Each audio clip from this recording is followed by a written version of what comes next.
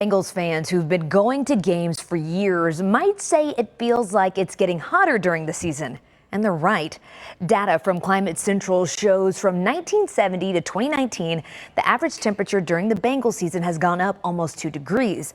And while you may say that's no big deal, I talked to meteorologists and medical experts who say this could put both players and fans at risk. Climate change is real.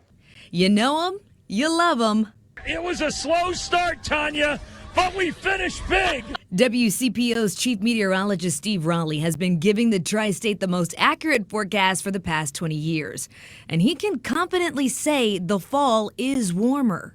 Consequently, it's affecting the athletes, the cheerleaders, the coaches, and everybody else on the field. Not only is climate change affecting how hot it is, so is the structure of our city. Paycor is on what's called an urban heat island. If your urban heat island effect is 6 degrees and your air temperature is 90, then you're tacking on 6 degrees. Then if you have a humid day, then you're tacking on that heat index, so it feels more like 100 degrees. Meteorologist Lauren Casey works for Climate Central, an organization putting climate change into easy to understand data. She says in the tri-state, it's easy to get to a point where heat can get dangerous. In the Midwest, in your region, 86 degrees is a threshold where we start to see large increases in hospitalizations. And even athletes who are some of the strongest and fastest humans can fall victim. In 2001, Vikings offensive lineman Corey Stringer died of exertional heat stroke during training camp. During the preseason period, which is the acute period that is the highest risk for a football athlete for an exertional heat stroke. Dr. Rebecca Stearns is the chief operating officer of the Corey Stringer Institute.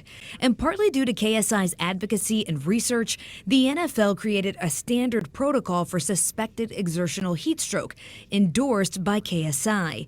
But as the world continues to heat up, the league and the public are going to have to modify its protocols. If we continue to climb in temperature, imagine the next generation of football players having to play. And so as a result, you're going to have to play indoors all the time. In Cincinnati, I'm Jasmine Stiles, WCPO 9 News.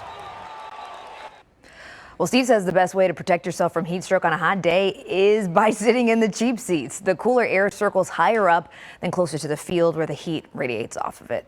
And remember, you can watch the Bengals take on the Dolphins right here on WCPO. And leading up to the game, you'll want to catch our special hour-long edition of our 7 o'clock newscast. And afterwards, another hour at 11, so you don't miss any post-game action.